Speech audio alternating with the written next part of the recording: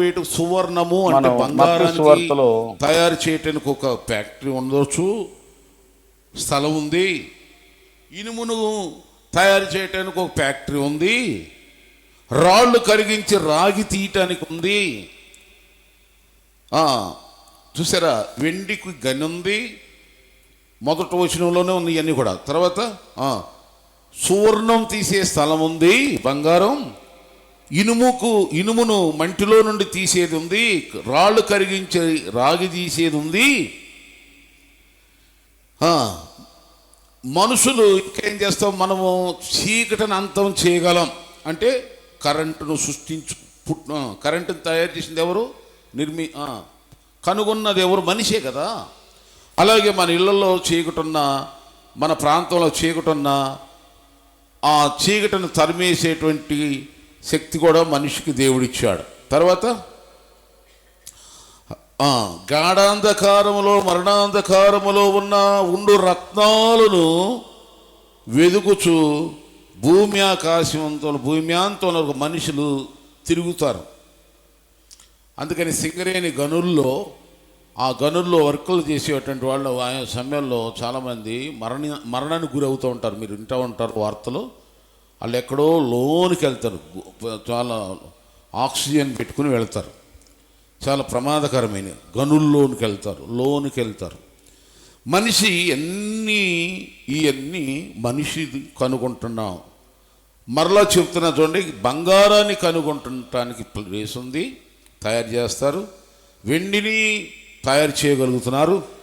తర్వాత నీకు చెప్పండి, రాళ్ళు రత్నాలు అన్నీ చూడండి. సముద్రంలో వెళితే లోనికి వెళ్తారంట, అడుగు భాగానికి వెళ్తారంట. పైనుండి తాడు కట్టి మనిషిని ఆక్సిజన్ పెట్టి వదులుతారు కిందకి. వెళ్ళినప్పుడు అడుగు భాగాన్ని ఉన్నటువంటి రత్నాలు ఉంటాయంట, విలువైన, చాలా ఖరీదు. అవి తీసుకుని వస్తాడు. అలా వేటాడి, చేపల వేటే కాదు, రత్నాలు, వైఢ్యురాలు, కెంపు, ఇవన్నీ చాలా విలువైనవి. ఇప్పుడు అవన్నీ పోల్చుకుంటే బంగారం అనేది ప్రారంభ దశ, స్టార్టింగ్ అనమాట. అది విలువైనటువంటి వస్తువులు ఏమైనా ఉన్నాయి ప్రపంచంలో అంటే బంగారం అనేది స్టార్టింగ్. దానికంటే మించినటువంటి వైఢ్యురాలు, కెంపులు, రత్నాలు, వజ్రాలు చాలా ఉన్నాయి. భూమిలో దేవుడు దాచించాడు ఇవన్నీ కూడా. అంటే ఇక్కడ మనం మాట్లాడుకునేది ఇవన్నీ కనుగొంటున్నాడు మనిషి. ఈ అన్నిటికీ స్థలం ఉంది, ఇవన్నీ దొరికే ప్లేస్ ఉంది. కానీ మరి జ్ఞానం ఎక్కడ దొరుకుద్ది? జ్ఞానము చూడండి, ఈ అధ్యాయంలోనే 2 చోట్ల వేస్తాడు ప్రశ్న. చూడండి, మీరు బైబిల్ ప్రియులైనా 12వ వచనం చూడండి. 12వ వచనంలో ఏమనుంది, 20వ వచనంలో ఏముంది చూడండి. ఈ 2 వచనాలు ఎవరైనా చదువుతారా? 28వ అధ్యాయం 12వ వచనం. బైబిల్ ప్రియులు అయితే త్వరగా అందుకోండి. అది ఆ ఒక్క మాట చాలు. ఏమంటున్నాడు? జ్ఞానం. 20వ వచనం చదువుతారా?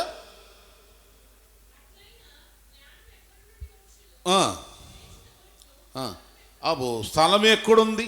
ఆ జ్ఞానం దొరికే స్థలం ఎక్కడ? బిర్యానీ దొరకాలంటే హైదరాబాదు బిర్యానీ అంటారు, హోటల్కి వెళ్ళాలి కదా. ఇంకా మనం ఇంకా ఏదైనా కావాలంటే అన్నిటికీ ఉన్నాయి. కానీ జ్ఞానానికి స్థలం ఎక్కడ దొరుకుద్ది? జ్ఞానం స్థలం ఎక్కడుంది? జ్ఞానం ఎక్కడ దొరుకుద్ది? నేను వేరే మన క్రిస్టియన్స్లోనే ఆర్సిఎం అనే సంఘం ఉంటుంది, ఇక్కడ ఉంది, ఈ దిగున పైన ఉంది. జ్ఞాన స్నానం అంటారు వాళ్ళు. మనం ఏమేమంటామంటే బాప్తిసం అంటారు, వాళ్ళు ఏమంటారు? జ్ఞాన స్నానం అంటారు వాళ్ళు. జ్ఞాన స్నానం అంటే అర్థం ఏంటంటే దేవుని జ్ఞానాన్ని పొందుకుంటున్నాడు ఈ వ్యక్తి అంటారు మన పెద్ద చర్చి వాళ్ళు.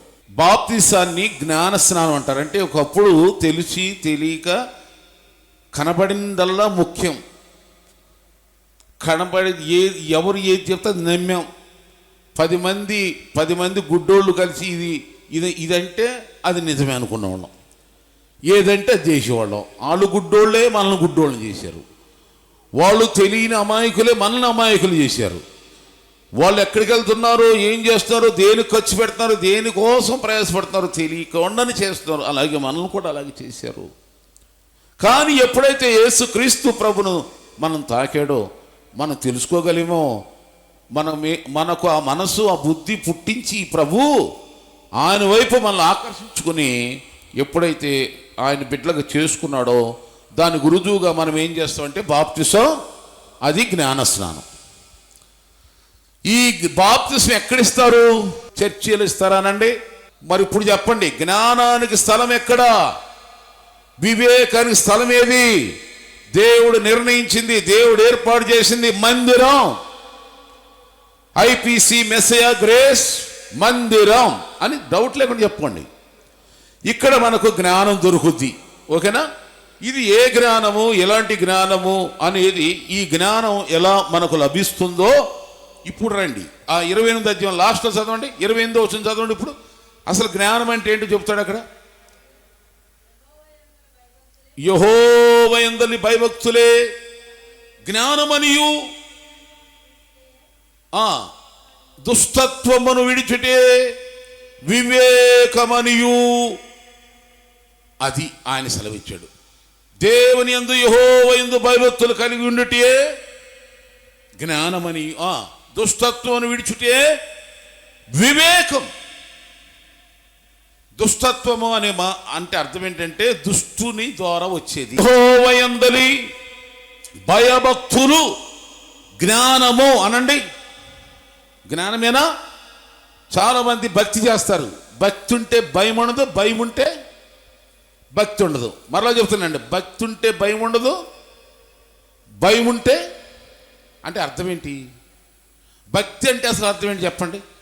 భక్తి అంటే అర్థం ఏంటంటే చర్చికి వెళ్ళటం, బైబిల్ చదవటం, ప్రతిరోజు ప్రార్థన చేసుకోవటం, ప్రతి ఒక్కరికి నేను యేసుప్రభు నమ్ముకున్నాను, మీరు కూడా నమ్ముకోండి అని భక్తిగా ఉంటాం. భక్తి సాధన అంటారు దాన్ని. భక్తి సాధన అంటే ప్రతిరోజు ఉదయం లేచి మనం ఎలా కాలకృత్యాలు తీర్చుకుని ఏ విధంగా అన్ని వంట గింట రెడీ చేసుకుంటామో అలాగే ప్రతిరోజు ప్రార్థన చేసుకుంటాం, ప్రతిరోజు బైబిల్ చదువుకుంటాం, ప్రతిరోజు తలుసుకుంటాం ప్రభుని. భక్తికి ఉన్న భక్తి గల వారి లక్షణాలయ్యి. వాక్యాన్ని వినటానికి వేగిరి పడతాం, మందిరానికి వస్తాం, చర్చికి వెళ్తాం, వస్తాం, చర్చి కార్యక్రమాల్లో ఇది భక్తి యొక్క సూచనలు, భక్తి క్రియలు. మంచిదే. ఈ క్రియలు ఎలా చేయాలంటే భయముతో చేయాలి. ఎలా చేయాలి? భయము. ఎవరు భయము? పాస్టర్ గారు ఏమని అంటాడని కాదు మందిరానికి వెళ్ళేది. బైబిలు చదవకపోతే ఆయనే వద్దు. అసలు ఇక్కడ మనుషుల్ని ఎవరిని అడ్డం పెట్టుకోవద్దు మనం. పాస్టర్ గారు మెప్పు కోసమో, పాస్టర్ గారు మన హైలైట్ చేస్తాడనో, గణపరుస్తాడనో. అక్కడ ఉంచండి, యెహోవా యందు భయభక్తులు కలిగి ఉండుటే జ్ఞానం. దేవుని జ్ఞానం అంటే ఎక్కడ దొరుకుద్ది? భక్తితో భయముతో ఏం చేయాలంట?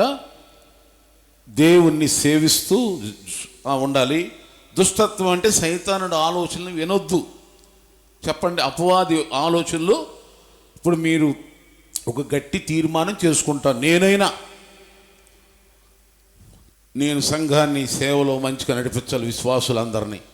అపోస్తలుడు పౌలు గారు అంటాడు, 2వ కొరింథీ పత్రిక 11వ అధ్యాయంలో అంటాడు, ఒక కన్యక ఎలా ఉంటుందో, విశ్వాసులారా, బిడ్డలారా, మిమ్మల్ని కూడా అలాగే నేను చేయాలని ప్రసవ వేదన అనిపిస్తున్నానని పాస్టర్ గారు, పౌలు పాస్టర్ గారు చెప్తాడు. అక్కడ చూడండి బైబిల్లో. అలాగే పాస్టర్ గారికి ఎలా ఉంటుందంటే, మీరు ఏ అపవిత్రత అంటే దుష్టత్వం, సాతానుడు మనల్ని అపవిత్రపరచాలని చూస్తాడు. అంటే సాతాను క్రియల్లోకి లాగుతాడు. దుష్టత్వం, సైతానుడు చేసే పనులు ఏంటంటే త్వరగా చెప్తాను, 3 విషయాలు చెప్తా, బాగా గుర్తుపెట్టుకోండి. అపవాది చేసే పని, మొదటి పని ఏంటంటే మోసగిస్తాడు అనండి, అంతే. రెండవదిగా అబద్ధం ఆడతాడు, భలేగా ఆడతాడు. అబద్ధం ఆడొద్దు అన్నా కానీ ఆడతాడు. కొంతమందికి అవసరం లేకపోయినా ఏం చేస్తారు చెప్పండి? అలవాటు. అసలు ఆడకూడదు అబద్ధం అని. మూడవదిగా దొంగ. వాడెవడు? యోహాను సువార్త 10వ అధ్యాయంలో ఉంది నేను చెప్పిన మాటలు. 2 కొరింథీ పత్రిక 11వ అధ్యాయంలో ఉంది మోసం. ఈ 3 గుర్తుపెట్టుకోండి, అపవాది చేసే ఇంకా ఎక్కువ వద్దు కానీ 3. ఈ 3 స్వభావాలు మనలో ఉండకూడదు. చెప్పండి, మరలా చెప్తున్నా. మోసము, 2 అబద్ధం, 3 దొంగతనం. అరే బాబు, మేము ఎక్కడ దొంగతనం చేస్తున్నాం, ఉద్యోగాలు చేసుకోవడం కష్టపడిన వింటున్నాం అనుకుంటున్నారా? దేవునికి ఇచ్చే సమయాన్ని దొంగిలిస్తున్నారు. ఇక ఇక అన్నీ మీరు ఏమేమి దొంగిలిస్తారు మీరు లెక్క రాసుకోండి, ఓ లిస్టు రాసుకోండి. అందుకని దేవుడు అంటున్నాడు, నేనంటలా మీరు నా దగ్గర దొంగతనాలు చేస్తున్నారా బాబు. మీరు మనుషుల దగ్గర మనుషులు దొంగతనాలు చేసుకుంటున్నారు, అది వేరే లెక్క. అసలు నా దగ్గరే వచ్చి మీరు భయం.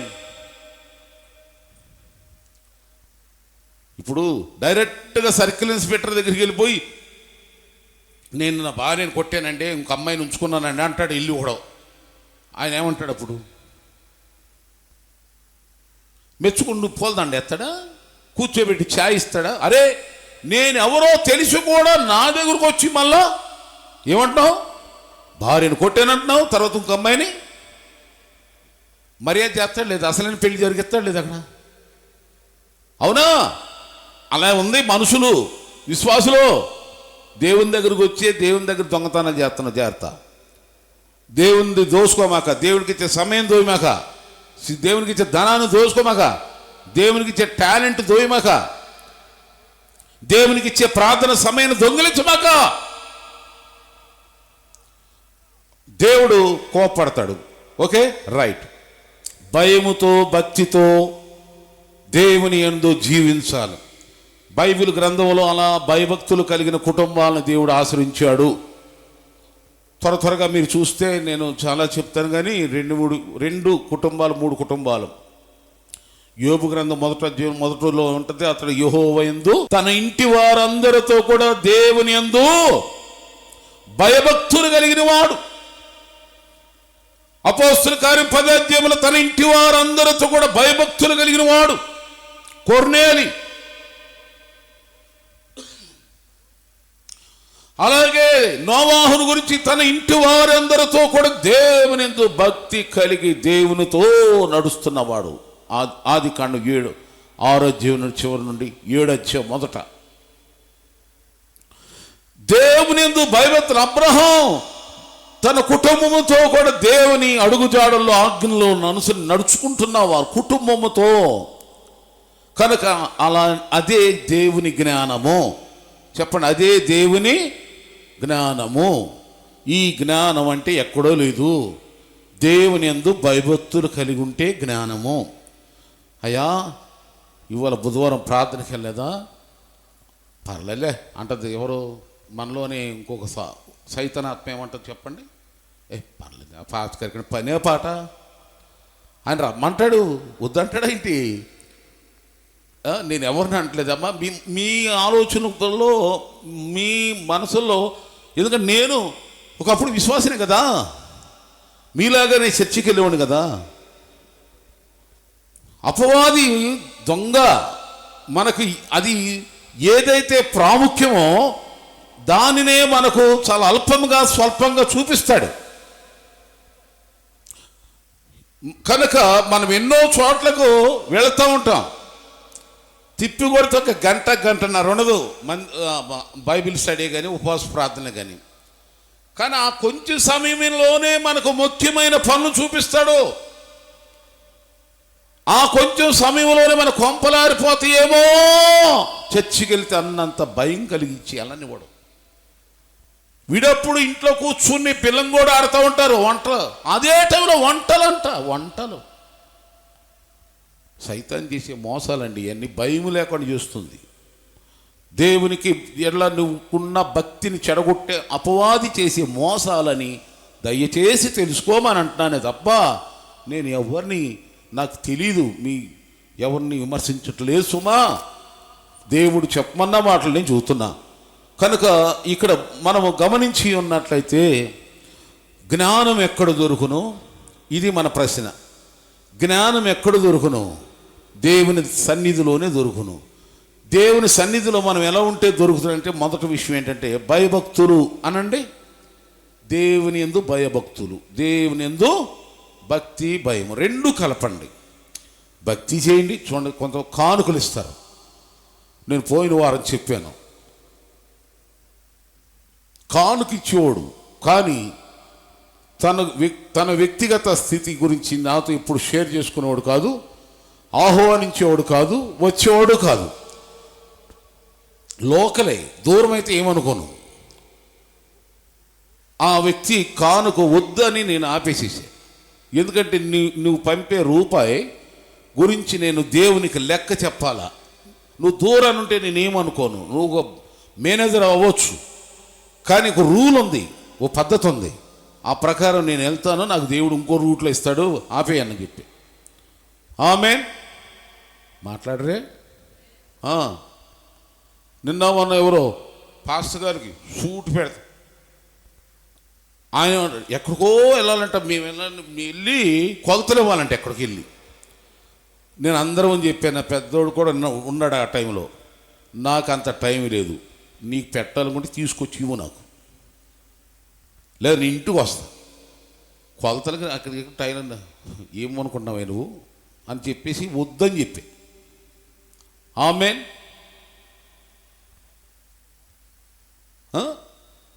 మొన్న ఈమె కూడా ఉంది, అందరం అని చెప్పా. ఒక పద్ధతి ఉంది, ఒక క్రమం ఉంది. చాలామంది ఏది ఇస్తున్నావను దేవునికి అది చాలే అన్నట్టుగా అనుకుంటారు. కాదు, అది ఎవరిస్తే ఇస్తున్నామో అది ఆలోచించండి. ప్రభువా నువ్వు ఇచ్చిందే ఇస్తున్నావు, అది కూడా కొంచెం ఇస్తున్నావు, నువ్వు ఇచ్చి రూల్ బైబిల్ ప్రకారం ఇస్తున్నావు, నువ్వు చెప్పిన ప్రకారం, ఇది నా గొప్పతనం కాదు ఇస్తు అని ఆయన దగ్గరికి భక్తి భయముతో ఉండాలి. భయముతో భక్తి చేయాలి. భక్తి చేయరు, భయం ఉండదు. ఇస్తారు, కొందరు ఇవ్వరు, కొందరికి భయం ఉండదు, కొందరు భక్తి ఉంది. దేవుడేమో ఈ మూడు కలిగి ఉండాలంటాడు. శరీరం, ప్రాణ, ఆత్మ ఎలా కలిగి ఉన్నామో అలాగే భయం ఉండండి, భక్తి ఉంచండి, దేవునికి ఇచ్చేసేయండి. ఆమేన్. దేవుడు మిమ్మల్ని బలపరచునుగాక. అందరూ స్తోత్రం చెప్దామా? ఆమేన్. ఓకే, ఇంకో రెండు మాటలు చెప్పి ముగిస్తా. ఒకటి, యెహోవా యందు భయభక్తులు కలిగి ఉండుటయే జ్ఞానము. యేసు ప్రభు దగ్గరికి వచ్చి పూజ చేసింది ఎవరు?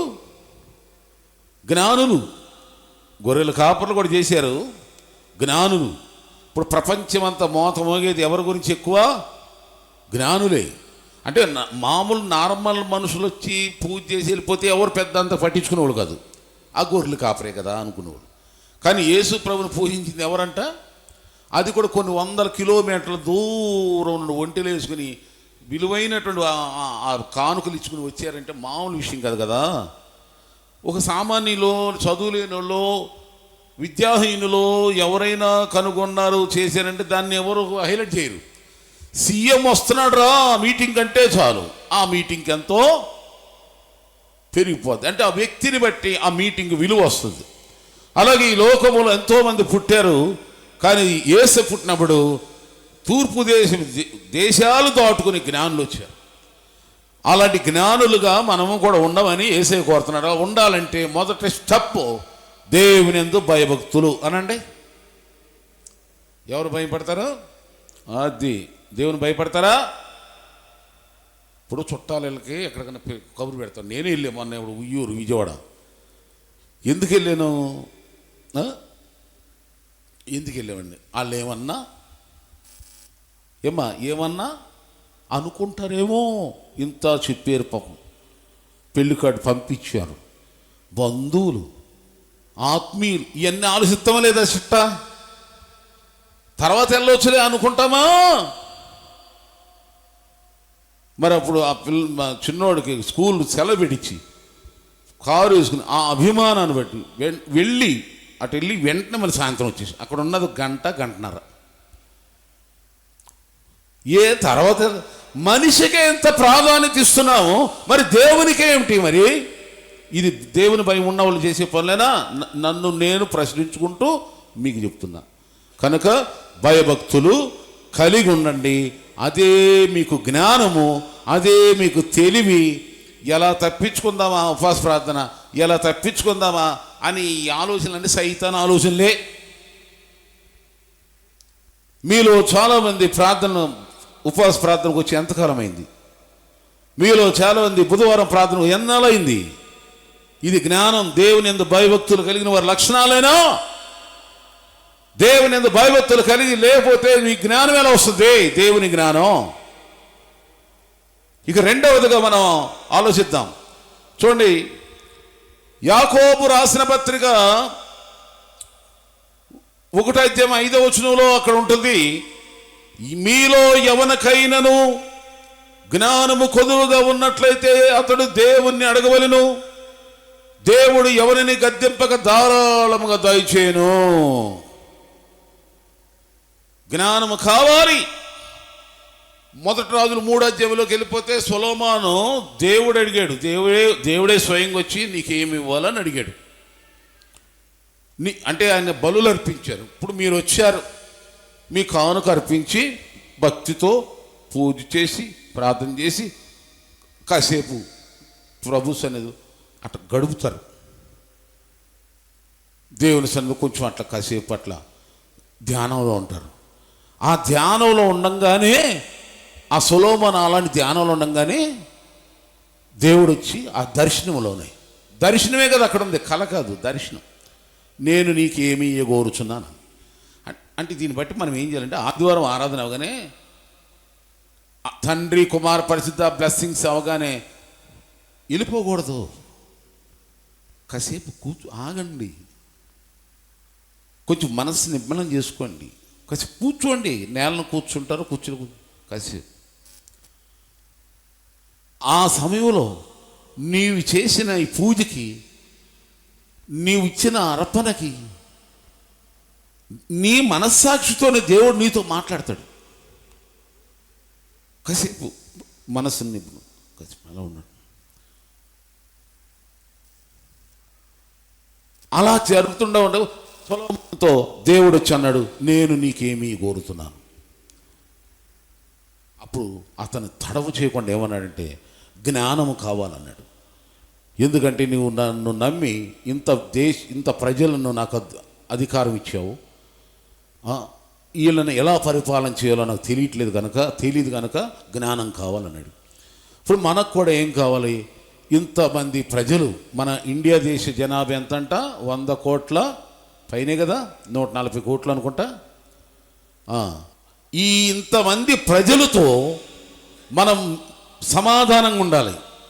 బైబిల్ ఏం చెప్తున్నా, క్రైస్తవుడు అంటే అందరితో కొట్లాడి పెట్టుకుని, వ్యాంత్యాలు పెట్టుకుని, వాళ్ళు తక్కువ నేను ఎక్కువ అని వాళ్ళని విమర్శించి వాళ్ళని మనసును గాయపరచు తప్పది. ఏనండి, అందరితోనూ బైబిల్ చెప్తుంది, అందరితోనూ ఎలా ఉండండి? సమాధానమును పరిశుద్ధత కలిగి ఉండాలి. నాతో చెప్పండి మీరందరూ, అందరితోనూ సమాధానము పరిశుద్ధత. మరి ఇదేంటి ఇది తగిలిచ్చాడు? సమాధానం అంటే పర్లేదు, పరిశుద్ధత అంటే నువ్వు ఎంతమందితోనో మాట్లాడు, ఎంతమందితోనో పరిచయం కలుగుండు, నువ్వెవరవో నీ క్రమాలేంటో మాత్రం అక్కడ నువ్వు కలిగి ఉండు. అవునా? ఇప్పుడు సినీ యాక్టరు ఫోన్ చేసింది నాకు, ఆ పేరు చెప్తే అమ్మో అంటారు మీరు. రమ్మంది, వెళ్ళా.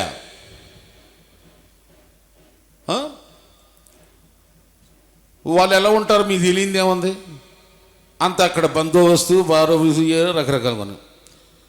ఆమెకి పాస్టర్ గారు అంటే చాలా అభిమానం, సేవకులంటే ఇష్టం. ఎందుకంటే దేవుణ్ణిలో ఉంటారు మీరు దేవుణ్ణి అంటే దేవుడే మా ఇంటికి వచ్చాడు అన్నట్టుగా ఆమె చాలా ఎక్కువ చేసేసింది. చాలా ప్రేమ చూస్తుంది. ఓకే, మంచిదమ్మా అని నేను ఆమెకి దేవుని పద్ధతి, దేవుని క్రమాన్ని, దేవుని విషయాల్ని గట్టిగా బోధించి చెప్పి ఆమెని బాప్తిసం పొందేలాగా చేశా. ఆమేన్. ఇది త్వరగా చెప్పేస్తున్నా. గంటల గంటల ఫోన్లో మాట్లాడేది. వెళ్ళా, ఆమె నా గోల్ ఏంటంటే ఆమెతో సమాధానంగా ఉండాలి, ఆమెతో అదే సమయంలో మన పరిశుద్ధమైన మార్గంలోకి నడపాల. నడిపించా. దేవునికి మహిమ కలుగాక. చెప్పరే దేవుని బిడ్డలారు, ఇట్లా మన అందరం కూడా ఇలాగే మనం ఎవరితోనే మంచిగుందు. నేనున్నా, పూజారులు ఉన్నారు, చాలామంది హైందవులు ఉన్నారు, ముస్లిమ్స్ ఉంటారు, అందరితోనూ నేను మాట్లాడతా, అందరితో హాయి బాయ్ అంట. కానీ మీరందరూ యేసుప్రభుని నమ్ముకోండి. నాకు తెలిసిందే మీకు చెబుతున్నా. నేను ఒకప్పుడు ఇలా ఉండేవాడిని, అలా ఉండేవాడిని అని చెప్తే వాళ్ళు కూడా చాలా అగ్రి అవుతారు, పడతారు, సంతోషిస్తారు. చాలా బాగా చెప్తావు, భలే మీ మాట విధానం నచ్చుద్ది. మెయిన్ ఎవరన్నా చెబుతుంటే కొట్టాలనిపిస్తుంది, కానీ మీరు చెబుతుంటే మాకు వినాలనిపిస్తుంది. అది మన మాట ఎలా ఉండాలి? ఉప్పు వేసినట్టుగా రుచిగా ఉండాలి. ఎలా ఉండాలండి మన మాట? ఎలా ఉండాలమ్మా? ఏవండి భోజనం చేయండి, అది ఎలా ఉంది? బొంతే అది ఎలా ఉంది? రండి. మాటలే కదా, చిన్న చిన్న మాటలే కదండి. ఆమేన్. సరే, కనుక దేవుని బిడ్డలారా, ఇక్కడ నేను చెప్పేది అందరితో సమాధానంగా ఉండాలి. కానీ ఆ సమాధానం అది వాళ్ళని ఇటు వాళ్ళ వైపు మనం వెళ్ళకూడదు, వాళ్ళే మన వైపు. అవునా లేదా? మీరు రోషం కానీ క్రైస్తవులు అయితే అలా చేయండి. దేవుని బిడ్డలైతే నా హృదయం అయితే బగ మండిపోద్ది. అంటే ఎలా? ఒక పక్కన ప్రేమ, మరో పక్క వాళ్ళు దేవుని తెలుసుకోవాలా, దేవుని దగ్గర రావాలి. ఎందుకంటే ఎందుకు రావాలని కోరుకుంటానంటే వాళ్ళని అనుకో, వాళ్ళు నశించి అగ్నిగుండంలోకి వెళ్ళిపోతారు. రేపు దేవుడు నన్ను లెక్క అడుగుతాడు. ఏమండి అంతేనా? మన వాళ్ళందరికీ చెప్పాలి. మీరు చెప్పాలి, అందరూ చెప్పాలి, బంధువులు అందరూ. ఎందుకు? ఈ లోకం శాశ్వతమా స్థిరమా? కానే కాదు. వాళ్ళకి తెలియదు, మనకు తెలియదు. ఒకప్పుడు ఏదో బిల్డింగులు, ఇల్లు, బంగారం ఇవన్నీ అనుకో. కాదు. వీళ్ళందరితో సమాధానంగా ఉండాలి. ఏమండి? వీళ్ళందరినీ దేవుని దగ్గర నడిపించాలి, ప్రార్థన చేయాలి. దేవుని స్తోత్ర. దేవుణ్ణి అయ్యా వీళ్ళందరితో ఎలా ఉండాలి నాకు ప్రార్థన నేర్పు. అందుకని యేసయ్య అన్నాడు, మీరు పావురం వలె పరిశుద్ధంగా ఉండండి. పాము వలె అంటే వివేకం అంటే తెలివి, జ్ఞానం కలిగి ఉండండి. మనుషులతో ఎలా ఉండాలి, ఎక్కడ ఎలా ప్రవర్తించాలి, ఎవరి దగ్గర తినాలా తినకూడదా. కొన్ని సమయాల్లో మంచి ఏర్పాట్లు చేస్తారు భోజనాలు. ఎందుకో దేవుడు చెప్తాడు తినకూడదు, వెళ్ళిపో బయటికని, వచ్చేస్తాం. అలాంటి సందర్భాలు ఎన్నో ఉన్నాయి. కొన్ని సమయాలు చక్కగా ఆహ్వానిస్తారు, వెళ్ళాలనిపిస్తుంది, కానీ ఎలమాక అంటాడు దేవుడు. మీకు అంతే, నాకొక్కడికే కాదు దేవుడు చెప్పేది, మీకు అలా చెప్తాడు.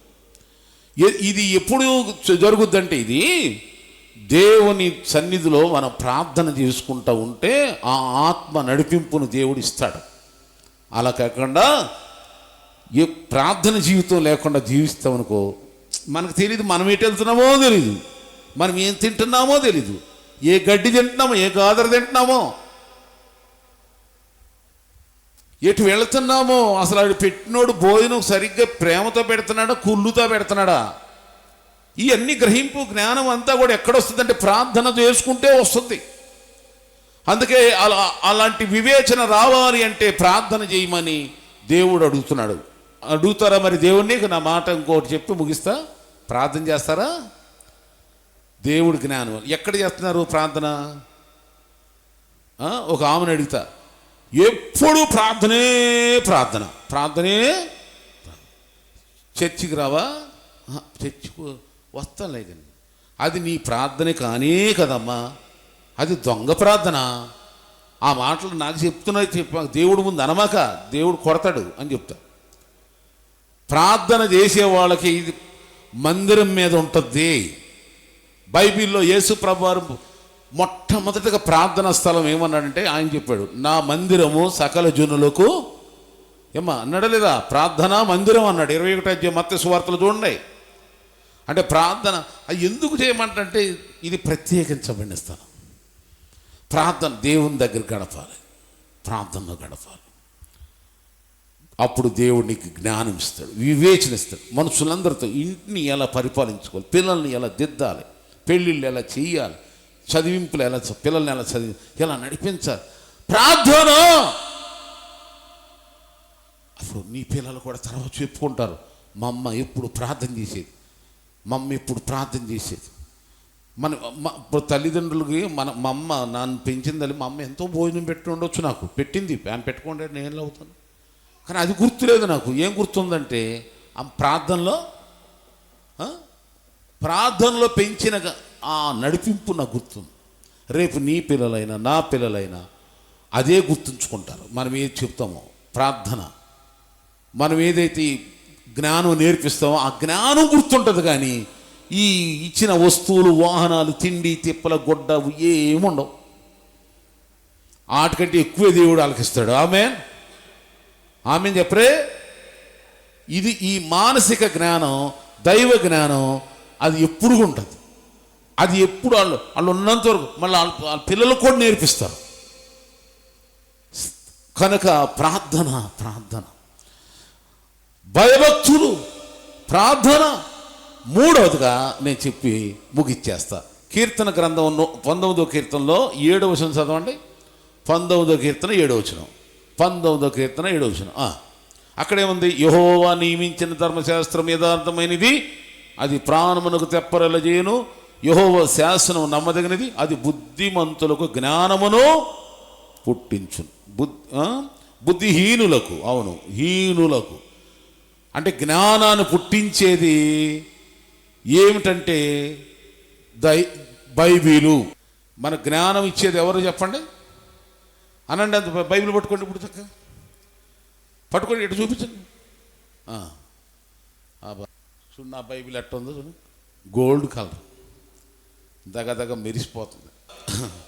ఇది సరే అందంగా ఉంది, పెద్దగా ఉంది, ఖరీదైందని చెప్పి దీన్ని తలకాడ పెట్టుకుని పడుకుంటే నాకేమి లాభం?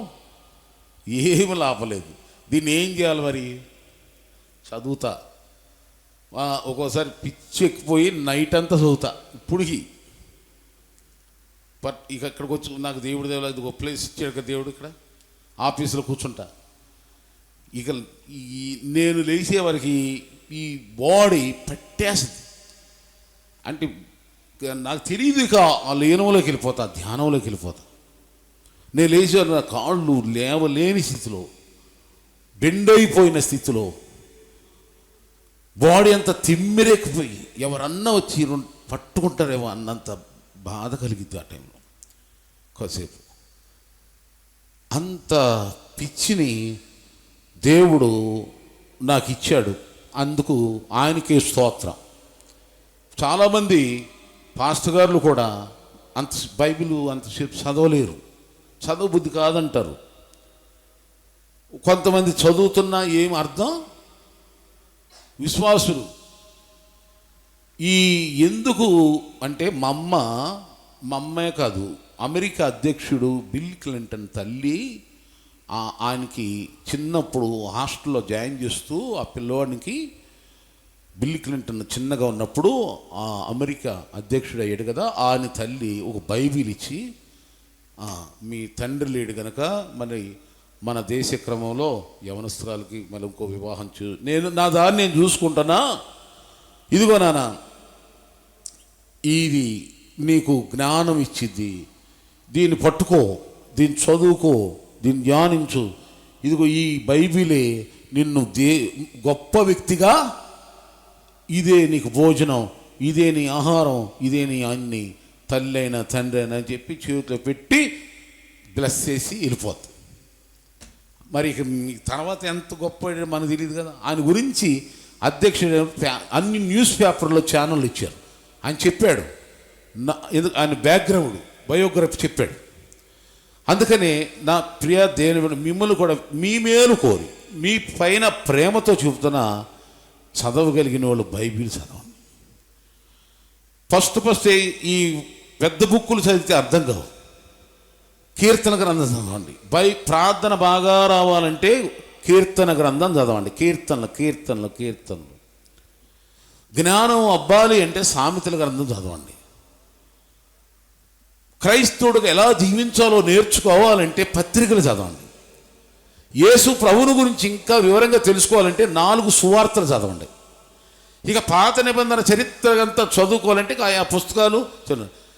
ఇంకా మిగతా వివరాలన్నిటికి కూడా పాస్టర్ గారు ఉన్నాం, సేవకు మాకు చెప్పండి, మీకు గైడ్ లైన్స్ ఇస్తాం, అర్థం కాకపోతే వివరాలన్నీ కూడా మీకు చూపిస్తాం. రైట్ 3 విషయాలు చెబుతున్నా, ముగిస్తున్నా. యెహోవా యందు భయభక్తులు కలిగి ఉండుటయే అనండి, నాతో చెప్పండి. యెహోవా యందు భయభక్తులు కలిగి ఉండుటయే జ్ఞానము. 2 ప్రార్థనలు చేయటమే జ్ఞానము. 3 బైబిలు చదవటమే, ధ్యానించటమే, లోతుగా ఈ లేఖనాలను అర్థం చేసి జీవించటమే జ్ఞానం. ఈ జ్ఞానం మనకుంటే సొలొమోను జ్ఞానం ఒకటే అడిగాడు. జ్ఞానంతో పాటు 3 ఫ్రీగా ఇచ్చాడు. ఒకటి అడిగితే దేవుడు ఎన్ని ఇచ్చాడు? మరి మామూలు ఇవ్వాలి. ఆ 3 ఏంటో తెలుసా? ఆయన అడిగిందేమో జ్ఞానం కదా, దేవుడు 3 ఇచ్చి ఏంటో తింటే ఆస్తి, ఆయుష్, శత్రువులపై విజయం. సొలొమోను కాలంలో యుద్ధం అస్సలు జరగల. దేశం 40 సంవత్సరాలు నెమ్మదిగా ఉందంట. ఎక్కడ కొట్లాడేశారు. ఎందుకంటే జ్ఞానం అలా ఉంటుంది. ఇళ్ళల్లో కొట్లాడి జరగకుండా, ఇతరులతో గొడవలు అవ్వకుండా, బంధువులతో, స్నేహితులతో, బస్తీ వాళ్ళతో, భర్త భార్య మధ్యలో కొని గొడవలు రాకుండా ఉండాలంటే, ఆ గొడవలను అణిచిపడేయాలంటే ఏం కావాలి మనకు చెప్పండి అనండి. నాకు ఒకప్పుడు తెలియనప్పుడు నేను చాలా బాధపడేవాడు. అంటే నాకు ఏంటంటే న్యాచురల్గానే నాకు అబద్ధం ఇష్టం ఉండదు. న్యాచురల్గానే మోసం నాకు అసలు నచ్చదు. చిన్న వయసు నుండి కూడా అబద్ధం అన్నా, మోసం అన్నా, దొంగతనం అన్నా నాకు ఏందో న్యాచురల్గా చిన్న. మరి దేవునికి వాళ్ళు మొక్కుబడి చేసుకున్నారు మా పితరులు, మా తల్లిదండ్రులు. అందుమూలంగా ఏమో కానీ నా బుర్రలో ఈ 3 అసహ్యం. అందుకని నా చిన్నప్పటి నుండి మా అందరూ, మా మేనమామలు అందరూ, అదిగో ఆయన చెప్పాడంటే కరెక్టే చెప్తాడు. ముద్ర, పలానా పిల్లడు చెప్పాడా, రైట్, ఓకే. అబద్ధం ఆడ్డు. అయితే ఈ 3 ఈ క్రమాలు దేవుడు ఆటోమేటిక్గా మనకిచ్చాడు. ఈ పద్ధతిగా మనం నడుచుకుంటే, నేను అలాగే దేవుళ్ళలోకి వచ్చినాక ఇక అది స్థిరమైపోయింది, బలమైపోయింది, నాకు ఇక అది అలవాటు అయిపోయింది. ఇంకా నాకు ఇష్టమైన భక్తి ఉందో బాబు బైబిల్లో, నాకు ఏదైతే ఇష్టం లేవో దాన్ని దేవుడు హైలైట్ చేశాడని చెప్పి దేవుని ఎదుట దేవునికి సాగిలు పడితే ఇంకా దానిలో డెవలప్ అయ్యాను. మీరు కూడా, నేను కూడా, మనందరం కూడా ఈ జ్ఞానములో వృద్ధిలుదాం. ఈ జ్ఞానము మనకిచ్చేటువంటిది 3 విషయాలు చెబుతున్నా. అది ఏమిటంటే చెప్పండి. ఆయుష్ అనండి, దీర్ఘాయుషు. మనం చూడండి, ఎంతమంది డబ్బు కోటీశ్వరులు ఉన్నవాళ్ళు ఇలా బతకాలి, అలా బతకాలి, ఇంతకాలం బతకాలి అనుకోవటానికి వీలు లేదు. డబ్బు బతికేది. టాటా బిర్లా ఆఖరిలో ఇక ఆయన చనిపోతాడు, కోమాలోకి వెళ్ళకముందు ఆయన నోటి మాట పడిపోయిన తర్వాత ఒక పెన్ను కాగితం ఇచ్చారు. ఇస్తే ఆయన రాశారు ఒక ఉత్తరం. ఏమన్నాడంటే, ఈ డబ్బు అబద్ధం అంటే అనుకున్నాడంటే, ఈ డబ్బు ఉంటే జీవితం ధన్యమైపోద్ది అనుకున్నాడంట. కానీ ఆయన రాసింది ఏంటి, డబ్బు ఒక అబద్ధం. ఆయన హ్యాండ్ రైట్ రాసింది నేను చదివాను. ఈ ఆస్తి ఒక అబద్ధం, ఈ జీవితమే ఒక అబద్ధం. హాస్పిటల్కి వెళ్ళే వరకు రోగి, మనిషికి అంట రోగం వస్తే మనిషికి హాస్పిటల్కి వెళ్తే ఒకటి గుర్తు వస్తుంది, ఏం బాధ. జైలుకి వెళ్తే అరే ఎందుకు తప్పు చేశానా, అక్కడ అది గుర్తు. మరణం దగ్గరికి వచ్చేవరకు ఇక ఎన్నో గుర్తొస్తాయి. అవన్నీ రాకముందే మనం అందరం ఏం చేద్దాం, జ్ఞానం కలిగి ఉందాం గాక. ఆమేన్. అంతేనా? ఈ జ్ఞానం పొందితే నీకు దేవుడు ఆయుష్ ఇస్తాడు. నేను కొన్ని మాటలు మర్చిపోతున్నానేమో చెప్పాల్సినవి, నా మనసు ఇంకా నీకు వచ్చిన చెప్పాలని టైం అయిపోయింది. జ్ఞానము నీకు ఆయుష్, దీర్ఘాయుష్. మనిషికి కావాల్సింది అదే కదండి, దీర్ఘాయుష్ భవ, దీర్ఘాయుష్ భవ.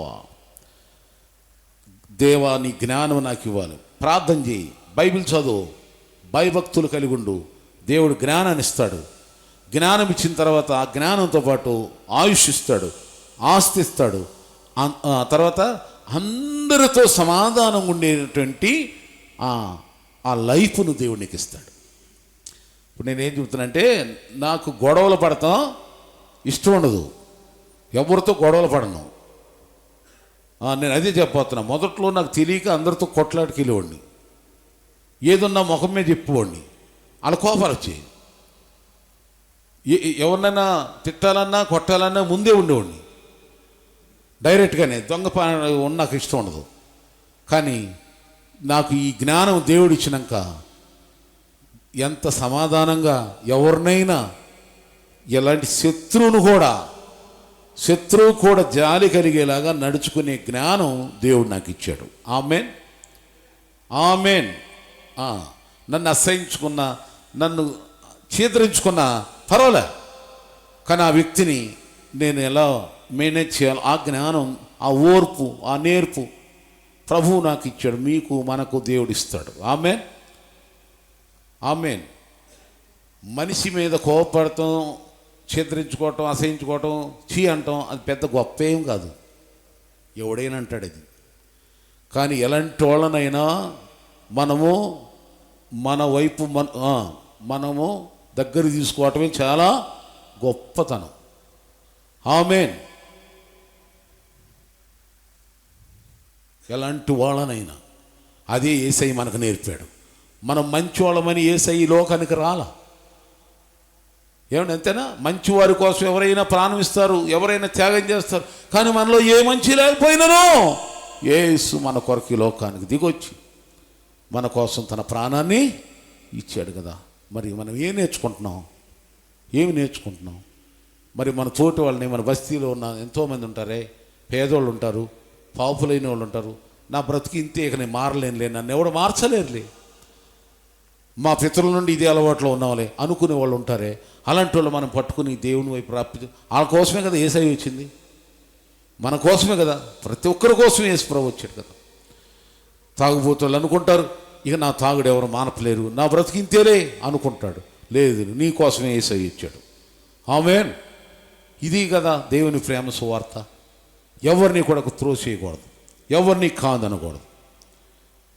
గల్ఫ్ దేశంలో నుండి ఒక స్త్రీ, ఒక ఆమె చెప్తున్న డైరెక్ట్గా, అయ్యా నేను ఈ వృత్తిలో ఉన్నాను, కానీ ఇది యేసయ్య అంటే నాకు ఇష్టం, నా కొరకు ప్రార్థన చేయి.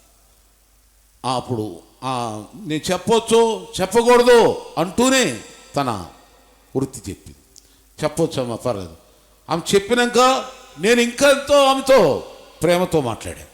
అయ్యో, ఇలా అన్నగానే మీరు ఫోన్ పెట్టేస్తారేమో అనుకున్నాను. నేను పెట్టనమ్మా, మీకోసమే కదా యేసయ్య వచ్చింది, మీ గురించి మీకు ప్రార్థన చేయమనే కదా యేసయ్య నన్ను పిలిచింది అంటే ఆమె చాలా హ్యాపీనెస్, హృదయంలో సమాధానం. ఇప్పుడు పైకి ఎంతో మంచిగా ఉన్నా, పట్టు చీరలు బగ్గా అంత దిగాసుకుని ఆభరణాలతో ఉన్న చాలా మనుషులు, మగోళ్ళు కూడా ఉంగరాలు పెట్టేసుకుని పెద్ద బిల్డప్లో ఉన్నా హృదయంలో ఏముండదంటే చెప్పండి, సమాధానం ఉండదు. పైకి అలా ఉంటారు, బిల్డప్ షోయప్పు, పైకి అలా ఉంటారు. అలా అనుకున్న చాటు తీసుకెళ్ళి ఎంతమంది ఏడుస్తా, అయ్యా ఫస్ట్ గారు కుమ్ములి కుమ్ములి కుమ్ములి ఏడుస్తా తమ బాధలు చెప్పుకుని ప్రార్థన చేసుకుని ఎంతమంది లేరు. బయటకు వచ్చి చూస్తే ఎవరు అనుకోరాలి, ఇలా ఎంతోమంది నశించిపోతున్నారు. అలాంటి వాళ్ళ కోసం మనందరం ప్రార్థన చేద్దాం. దేవుడు అలాంటి వారి రక్షణ భారం మన మీద పెట్టాడు. ఈ క్రిస్మస్ కాలంలో యేసయ్యా అలాంటి వారి రక్షణ కొరకు నాకు ప్రార్థన చేసే కృప ఇవ్వయ్యా, అలాంటి వారిని నీ చెంతకు నడిపించే ధన్యత ఇవ్వయ్యా. ప్రార్థన. తల వంచండి. అయ్యా నీ జ్ఞానం ఇవ్వయ్యా, జ్ఞానం పొందుటకు నీ అందు భయభక్తులు నాకు ఇవ్వు, జ్ఞానం పొందుటకు ప్రార్థన నేర్పు, ప్రార్థన చేసే శక్తి ఇవ్వు, జ్ఞానం అనుభవం పొందుకోవటానికి నీ లేఖనాలను చదివి విని ధ్యానించి అనుసరించే ధన్యకరమైన జీవితాలు నాకు దయచేయి ప్రభో.